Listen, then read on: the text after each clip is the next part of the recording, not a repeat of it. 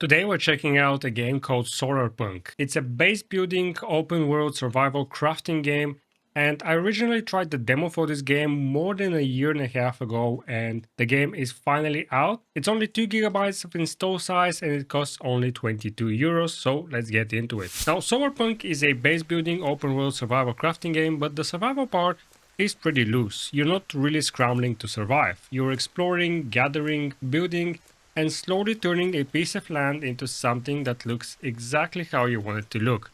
The world is clean, colorful, vibrant, and if I can say so, optimistic. There's no post-apocalypse, no horror, no pressure, just you and the landscape. Now, progression in this game takes about 20 hours if you're pushing through the content, unlocking everything, completing what there is to complete. But the game is clearly designed to be played slower than that. And I think the loop is more about the process of building something than the destination. You can sink a lot more than 20 hours into it, just building and exploring without ever feeling like you're wasting time. There's also multiplayer and you can build a huge Solarpunk farm with your friends. I'm gonna talk a bit more about the gameplay later on, but I wanna jump into performance on the Steam Deck. Now the game is marked as playable, and that's due to some small text and some stuff requiring the on-screen keyboard sometimes. Despite all of that, I think it's a really good experience on the Steam Deck, and online multiplayer works without issues on the Steam Deck. However, I did not get to test much of it. The game has no FSR, no XCSS, no DLSS. The only upscaling option is a resolution scale slider, but it runs pretty great, so you don't need much of these. It has 3 graphics presets, low, medium and high. Now on the lowest settings you're looking at 60 to 70 FPS. Battery life is around 2 hours and 45 minutes, fan noise is low, temperatures are pretty comfortable on the OLED. At medium settings it's 50 to 70 FPS, but that range is doing a lot of work. In open areas you're near the top of it, but once you've built up a bigger base it can drop down even further. Medium is playable, but it's not as stable as lowest. Battery life is slightly worse here at 2 hours and 30 minutes on the OLED. Now at high settings, this is where it gets interesting. You're generally above 50 FPS most of the time, but you're not consistently hitting 60 FPS.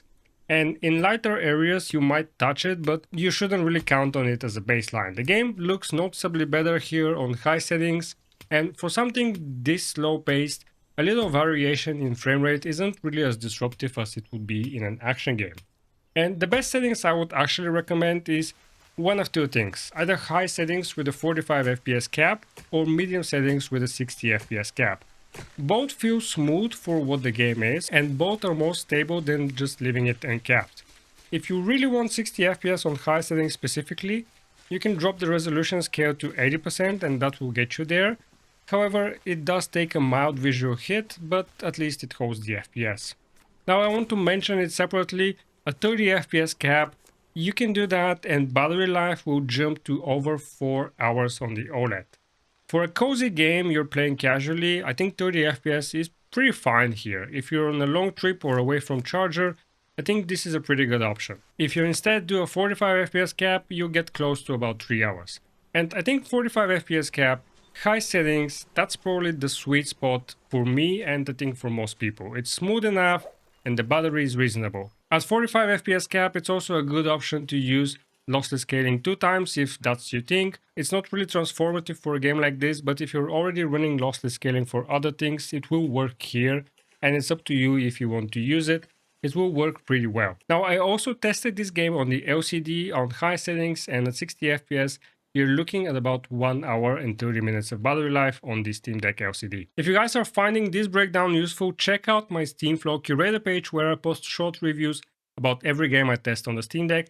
Link will be in the description. Now I want to talk about what kind of game this is because I think it matters for the Steam Deck review.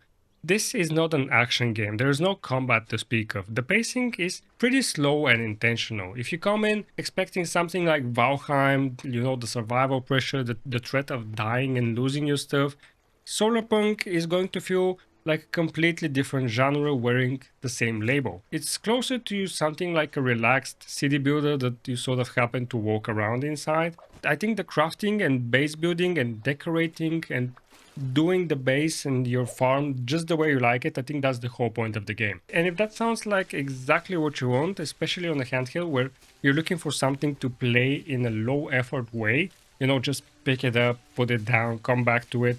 I think this game fits that perfectly. It's the kind of game that works well in a 30-45 minute sessions. You make some progress on your base, you explore a new area, and you can call it a night. If you need something that drives you forward, like objectives, threats, escalating stakes, this probably isn't it. Overall, I think it's a fantastic game and it's a pretty good experience, pretty chill and cozy experience on the Steam Deck. I think it fits the platform well, it has proper controller support, it has cloud saves, there's no compatibility issues, and I think it has the kind of pacing that suits a handheld. The high settings with 45 FPS cap config looks good and holds, and you can buy it right now at 20% off on Fanatical using my affiliate link in the description. That's gonna be it for my review of Solarpunk. If you guys enjoyed this video, consider leaving a like. If you hated it, leave a dislike and let me know what I can do to improve. If you're into Steam, Steam Deck, Steam hardware and gaming handhelds, consider subscribing to the channel. Thanks for watching and I'll see you in the next video.